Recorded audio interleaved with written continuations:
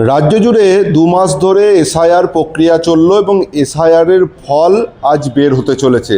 আর কিছুক্ষণ পরেই জানা যাবে কতজনের নাম বাদ পড়ল। আর সেই নিয়ে সারা রাজ্যের মানুষের মধ্যে আতঙ্কের বাতাবরণ সৃষ্টি হয়েছে।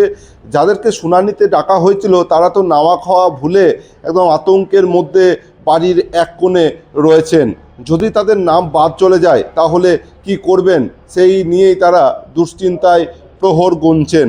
যদিও রাজ্যের মুখ্যমন্ত্রী মমতা বন্দ্যোপাধ্যায় এবং তৃণমূলের সর্বভারতীয় সাধারণ সম্পাদক অভিষেক বন্দ্যোপাধ্যায় পরিষ্কার জানিয়ে দিয়েছেন, যদি একজন বৈধ ভোটারের নাম বাদ যায় তাহলে তারা বৃহত্তর আন্দোলনের পথে হাঁটবেন এবং দিল্লিতে গিয়েও কার্যত বিক্ষোভে সামিল হবেন। সেই নিয়ে কি বলছে জেলার মানুষ?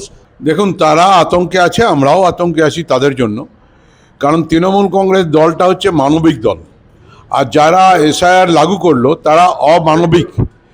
কারণ জন্ম মৃত্যু ভগবানের কাছে আছে। আরেকজন সৃষ্টি হয়েছে ভারতবর্ষের মাটিতে, তার নাম হচ্ছে নরেন্দ্র মোদী। জন্ম মৃত্যুটা ভগবান জানে, কিন্তু মাঝখান থেকে নাগরিকত্ব কাটা যাবে তার যিনি তৈরি করেছেন তার নাম হচ্ছে নরেন্দ্র মোদী।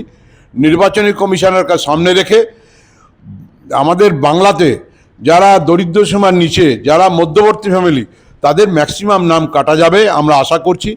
কারণ যারা পুঁজিবাদী আর যারা বড়লোক তাদের নাম একটাও কাটা যাবে না, কারণ আদানি গ্রুপের লোক তারা।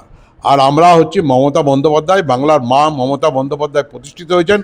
গরিব মানুষের হৃদয়ের কান্না তিনি অনুভব করেন, তার জন্য লক্ষ্মী ভাণ্ডার চালু করেছেন। এবং তিনি অনুভব করেন বলে তিনি সুপ্রিম কোর্টে গিয়ে নিজে নিজে উঠে দাঁড়িয়েছেন এবং তার বাংলার মানুষের হয়ে তিনি কথা বলেছেন। দুর্গাপুর থেকে সনাতন গড়াই, খবর বাংলা জগৎ।